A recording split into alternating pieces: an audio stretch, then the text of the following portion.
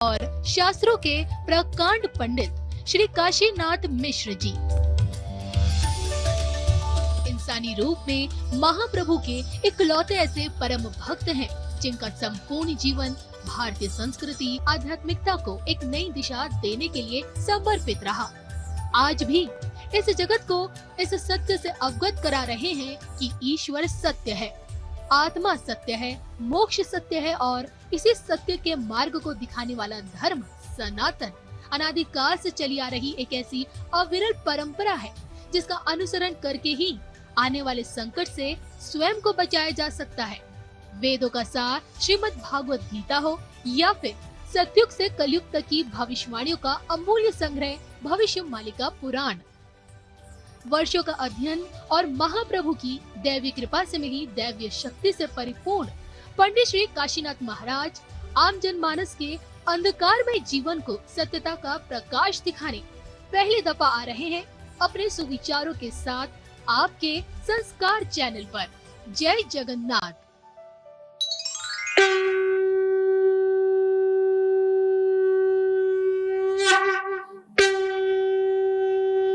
आप लोग जो मैं बता रहा हूं वो भगवान की इच्छा से बता रहा हूं, क्योंकि व्यासपीठ पर कोई भी बैठते हैं मेरे हिसाब से वो भगवान की इच्छा से बोलते हैं। तो ऐसे बराबर सत्संग होने से विवेक यानी अंतर में जो परमात्मा का जागृत होता है, बिनु सतसंग विवेक ना होई, राम कृपा बिनु सुलभ ना सोई। इसका अर्थ भगवान राम का कृपा ना हो तो आप भी सत्संग को नहीं आ पाते। बोले प्रेम से आनंद कुमार हरि हरि। इस सत्संग को आपने आए, मैं भी आया हूं। प्रभु का कृपा है हमारी ऊपर, हमारी सभी को ऊपर प्रभु का कृपा है। इस कारण हम बैठ के शास्त्र तत्व का विचार कर रहे हैं, मानव जीवन का लक्ष्य का विचार कर रहे हैं, मुक्ति कैसी चाहिए। कर्मानुबंधिनी मनुष्य लोका, मानव कर्म से बंधे हुए हैं और सभी बंधन में जुड़े हैं। मैं, मेरा, तुम, तेरा, परिवार, संसार, मोह, माया, पार्थिव संपत्ति, वैभव, ज्ञान, गौरव, तत्व, सब उसमें हम डूब गए हैं। और सत्संग में बैठे तो विवेक यानी बुद्धि जागृत होगा। हमको एक दिन भी मरना है और मरेंगे तो कहां जाएंगे, कहां हमारा स्थान है, क्या मानव जन्म मिलेगा। मैं कल बता रहा था 10,000 लोग मरने से 4-5 लोग उसमें मानव जन्म पाते हैं। मैं तो सुन रहा हूं, पर शास्त्र में ही लिखा है नहीं। शास्त्र में लिखा है मानव जन्म के बाद सभी को मानव जन्म मिलना मुश्किल है। कारण क्या है? कारण यही है, मानव जीवन में जो लोग सदाचारी है, जो लोग त्रिकाल संध्या करते हैं, जो लोग दान धर्म पुण्य करते हैं और वो हिंसा, क्रोध, मोह, लोभ, दंभ, अहंकार से दूर रहते हैं, उनको पवित्र आत्मा कहते हैं। और जो निरंतर भगवान का नाम भजन करते हैं, उन्हीं लोगों को इच्छा अनुसार जन्म मिलता है। पर जो लोग सारा जीवन भर अपने स्वार्थ, कर्म और पार्थिव दुनिया के लिए कर्म करते हैं, संपत्ति के पीछे भागते हैं, बेटा बेटी को बढ़ाने के लिए अपना सारे मेहनत दे देते हैं, भगवान को भजते नहीं। अरे कर्म करो, कर्म करने के लिए किसने मना की? सारे संसार का कर्म करो, पर मन को भगवान से निवेश करो। सर्वधर्मम परित्यज्य, धर्म क्या है? सर्वधर्म क्या है? जो सांसारिक के कर्म है वो सर्वधर्म को, यानी अर्जुन को भगवान ने बताया, तुम माता पिता सखा सोदर बंधु परिवार सब भूलो, मेरे में शरण में आओ। इसका अर्थ नहीं, मैं नहीं बोलता हूं परिवार छोड़ो, परिवार के लिए कर्म करो, पर आसक्ति मत रखो मेरे परिवार से मेरे को मिलने वाले हैं, मेरा बेटा बढ़ेगा, अच्छा नौकरी करेगा, शादी करेगा और अच्छा हमके आनंद में जीवन गुजारेंगे। नहीं, तुम्हारा जीवन तुम्हारी कर्म से बंधा है, बेटा का जीवन से बंधा है। बस उनको पढ़ाओ, उनको अच्छा पढ़ाओ, पर कोई आशा मत करो क्या मिलेगा, और मिलेगा तो किससे मिलेगा? कृष्ण से मिलेगा। निरंतर मोह लगाओ भगवान कृष्ण से, माया लगाओ तो कृष्ण से। बोलो मेरा सबसे बड़ा संपत्ति भगवान है। ये जो बिल्डिंग, घर द्वार, जमीन, गाड़ी, पैसा, ये मेरा नहीं है। एक दिन मैं छोड़ के जाऊंगा ना, तो इसलिए मेरे साथ कौन रहेगा? प्रभु रहेंगे। तो सभी को छोड़ के भगवान से मन निवेश करो और कर्म सिंसियरिटी के साथ करो, विथ फुल सिंसियरिटी, पर कोई आशा नहीं आज मेरे को अच्छा भोजन मिलेगा, कल हम घर बनाएंगे। अरे घर ना हो तो क्या हुआ, पैसा ना हो तो क्या हुआ, पिछले जन्म में दिया नहीं, इस जन्म में मिला नहीं, तो दुख क्या है? दुख सुख को एक समझने वाले लोग ही भक्त होते हैं। दुख और सुख को एक समझ लो, एक तराजू में समान कर लो, यानी दुख में भी खुशी, सुख में भी खुशी है, उसमें कोई भेद नहीं है। अगर उसमें भेद आता है ना, तब माया हमको ग्रास कर लिया मान लो। तो समय के साथ चलो। निरंतर अच्युतानंद ने बोले, माता पिता पुत्र भारीजा दुख करी पुसियु, एकामो नामो गोटा को हृदय पद में घुसियु, यानी पिता पुत्र संतान को मेहनत करके पालन करो, पर मेरा नाम मत छोड़ना। हृदय में निरंतर मेरा नाम भजन करो।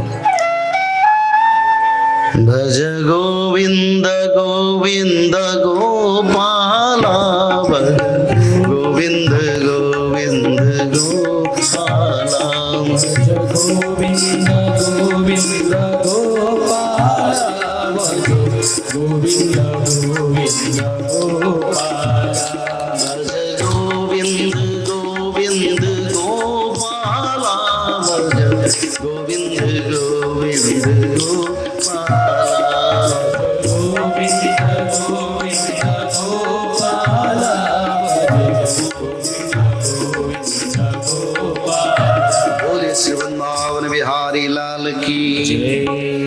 तो सारी कर्म घर में करो, सुबह से उठो, बैठो, भोजन करो, सब करो, पर क्या करोगे? नाम भजन करते रहो। कैसे करोगे? अगर दिखा के करोगे ना, तो आजकल कलियुग का बहुत सारे असुरों का संख्या है। बोले ये दिखाने के लिए भजन करते हैं, पर दिखाना नहीं, अंतर में भजन करो। देखो, ऊपर में भजन करो, अंतर में भी वो भजन करता है, क्योंकि वो निरंतर भजन करता है, वो छोड़ता नहीं। तो ऐसे अंतर की भजन करो, राम नाम, कृष्ण नाम, माधव नाम भजन करो और काम करो। और अगर तुम्हारा कुछ जरूरी है तो भगवान से बोलो, प्रभु मेरे को दुख होता है, थोड़ा दुख से मेरे को उद्धार करो। मांगना नहीं कभी प्रभु को मांगने वाले अपने आप को छोटे बना देते हैं, और छोटे तो छोटे, यानी ये भक्ति भाव का धारा नहीं है। कभी प्रभु को मांगना नहीं, क्योंकि जब उनके सामने हम खड़ा होते हैं ना, तब सब वो जानते हैं, सब समझते हैं, फिर क्यों मांगो? अगर मांगो तुम्हारा विश्वास कम मानो, भगवान के प्रति तुम्हारा विश्वास कम, इसलिए मांग रहे हो, तो सामने प्रणाम करो, प्रभु उद्धार करो, क्योंकि आप संसार को उद्धार करते हैं। मैं भी आपकी शरण में हूं, प्रभु मेरे को उद्धार करो। तो ऐसे निरंतर कार्य करो, और करने से मानव जीवन का सार्थकता आएगा। यहाँ अच्युतानंद ने लिखे हैं, कृपा विदेही मही पाप सिंधु। हम लोग जितने बैठे हैं, आप लोगों के लिए एक बात बताता हूं। कृपा विदेही मही पाप सिंधु। ये धरती जितने बड़े हैं, अगर हमसे हमारी बीच में जो हम बैठे हैं, अगर उतने बड़े पाप किए हैं, तब भी एक बार अगर भाव भक्ति से, समर्पण से निराश्रय बन जाएंगे ना, तो प्रभु उद्धार कर लेंगे। प्रेम से बोला आनंद एक बार हरि हरि हरि। क्योंकि यौवन उम्र में लोग पाप करते हैं, बाद में कोई अच्छे बनते हैं, कोई बुरा बनते हैं, कोई जीवन भर भी बुरा बनते हैं। पर यौवनं धन संपत्ति प्रभुत्वं अविवेकिता एकम एकम अनर्थाय, ये सब अनर्थ का कारण है। और वो यौवन उम्र में हम जो बैठे लोग, कोई ना कोई छोटे मोटे गलतियां की, क्योंकि हो जाता है, अभी भी समय है। तब मनुस्मृति में कलियुग के अंत के बारे में क्या लिखा है? चतुर्जाब्ध सहस्राणि चतुर्जाब्ध शतानि च गते गिरिवरे श्रीनाथ प्रादुर्भविष्यति। चतुर्जाब्ध सहस्राणि चतुर्जाब्ध शतानि च गते गिरिवरे श्रीनाथ प्रादुर्भविष्यति। आप लोग कोई समझे, कोई संस्कृत समझते? अगर बताना चाहते तो हाथ उठाए, मेरे को समझाइए। पर सत्ययुग होगा ना, सभी संस्कृत समझ जाएंगे। उस समय देवनागरी भाषा चलेगा, जिसमें हिंदी, अंग्रेजी, गुजराती, कई 9 भाषा का मिलन होके वही भाषा चलेगा। मनुश्रुति यानी वैवस्वत मनु अभी धरती और ब्रह्मांड को शासन कर रहे हैं, और उन्होंने चतुर्युग गणना के बारे में रचना की है। चारों युग का आयु कितना कितना है उन्होंने लिखे हैं। चतुर्जाहु सहस्राणि, 4000 वर्ष। चतुर्जाहु सहस्राणि वर्षाणाम तत् कृतं युगम। 4000 वर्ष के बाद कृत युग, सत्य युग आएगा। अरे भागवत जी में तो लिखा है, मनुस्मृति में भी लिखा है, 4000 वर्ष के बाद सत्ययुग का आगमन होगा। तस्य तावच्यति संध्या संध्या सश्च तथा विधौ। उसका वक्त संध्या समय आएगा। संध्या समय में क्या होता है? युग परिवर्तन होता है। 4800 वर्ष के बाद कलि युग संपूर्ण अंत हो जाएगा। मनुस्मृति में उसका रचना है।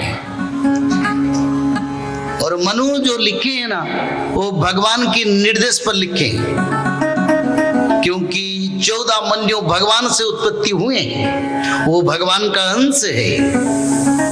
और मानव का उद्धार के लिए उन्होंने लिख दिए 4800 साल के बाद कलियुग का अंत होगा। बोलिए प्रेम से आनंद को बार हरि हरि हरि। और कलियुग नहीं रहेगा। भागवत जी में तो प्रमाण रखा मैंने। सामाजिक लक्षण तो आप लोग देख रहे हैं, शास्त्रों में भी प्रमाण है। एक भजन के साथ फिर अगले समय आगे कथा को विराम देने के लिए हम जा रहे हैं। एक भजन गाएंगे, उसका बाद फिर गीत गोविंद के बाद कथा को अंत करेंगे।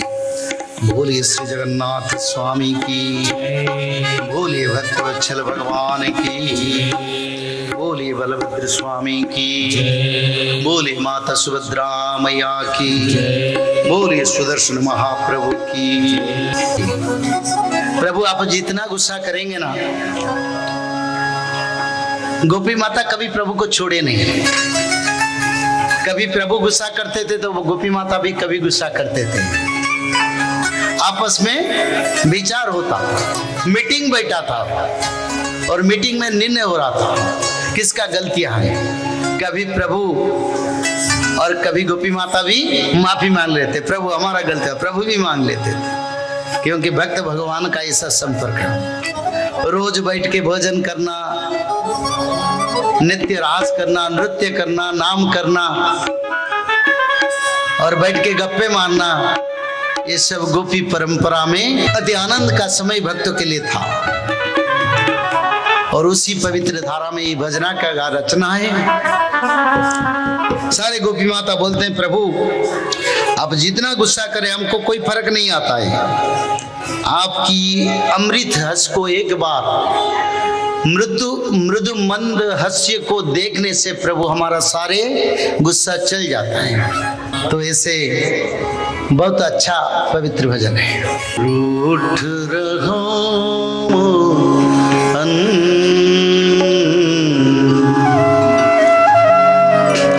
हम तुम्हें मना लेंगे। कितने भी आप रूठे हम आपको मनाएंगे ही मनाएंगे। ये हमारा जिद्दी है, हम छोड़ेंगे नहीं प्रभु। तुम रूठ रहो मोहन, हम तुम्हें मना लेंगे। आहों में असर होगा, घर बैठे बुला लेंगे। थोड़ा प्रभु आंखों को तो असर होगा, क्योंकि भक्त अब रोता है ना, तब आप वैकुंठ छोड़ के आ जाते हैं और यहाँ तो हमारे पास है। आप जरूर हमको वही प्यार प्रदान करेंगे जो निरंतर हम अनुसरण करते हैं। प्रभु तुम रूठ रहो मोहन, हम तुम्हें मना लेंगे। आहों में असर